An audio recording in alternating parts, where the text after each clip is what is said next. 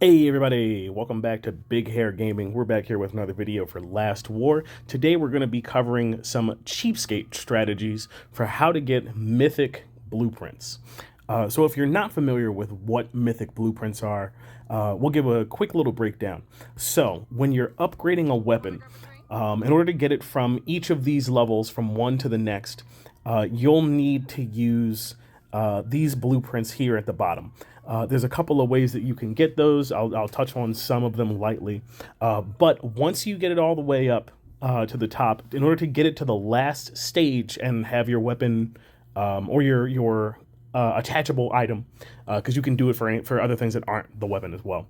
But in order to get it to its maximum level, you're going to need some mythic blueprints or some mythic gear blueprints. So here the cost goes up. I believe to get it from the first to the first node, you need 5 blueprints. To the second, you need 10. Third is 15, so on and so forth.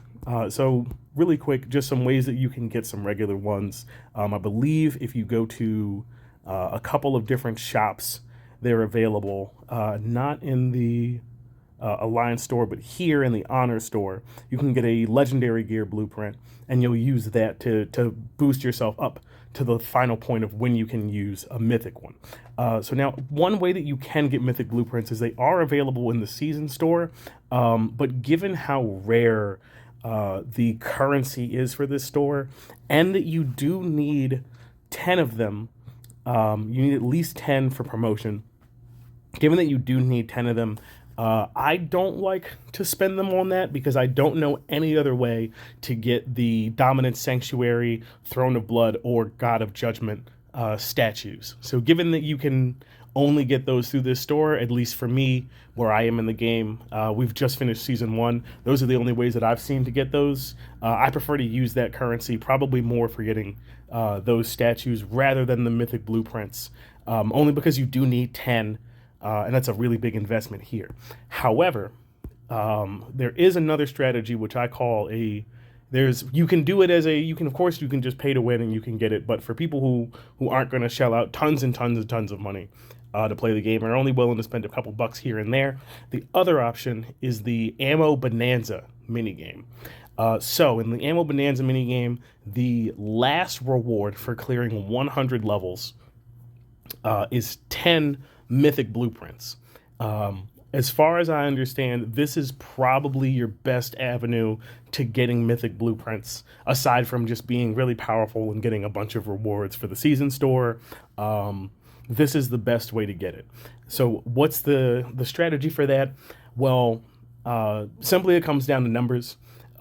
Each day you can get some number. You can get a couple of free ammos from just completing these. For buying a pack in the store, you get 6.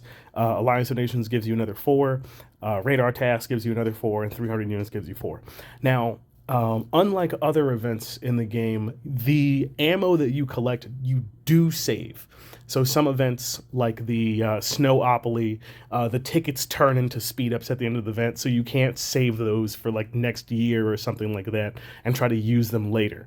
For Ammo Bonanza, that ammo does get stored, and so your strategy is that you want to save up enough ammo that you can get up to this 100 victories bar.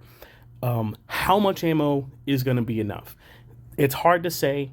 Now, basically, the way the game works is you have 3 rows of 4, so you have 12 possible options that you can pick. So you can assume that the way the statistics breaks down is that basically you assume that like if you randomly click half of the nodes, that you'll probably find it 50% of the time. So theoretically, because each tap is a use of a bullet in this case, or what these are called bullets up in the top of the ammo. Each click is worth one of the ammos, so you would need about 600 in order to have a 50-50 chance of getting the mythic blueprint. What I've seen and from what I've heard, the most common strat is to try to get about 700 of them. That way, just in case you get ratioed, ratioed basically means that, like, if you just get unlucky, you're a little bit below the 50% mark, and you need a couple more, you'll have another 100 ammos to use to try to get up to that 100 victories. Or if you have several hundred, if you have 700 and you just get really unlucky in a bunch of rounds, you can just bite the bullet and then just buy some extra ammo if you really need it. But this is the cheapskate strategy, and so the cheapskate strategy is to simply, if you were to buy any of them in the store, it looks like they're not, for some reason, didn't show up when I went there. But if you're looking to buy any of them in the store, I already bought mine, but there is one pack that you can buy for 99 cents to get just a few extra ammos per day. That's what I usually do. I don't really want to spend the $100 for 120 ammo. You could do that.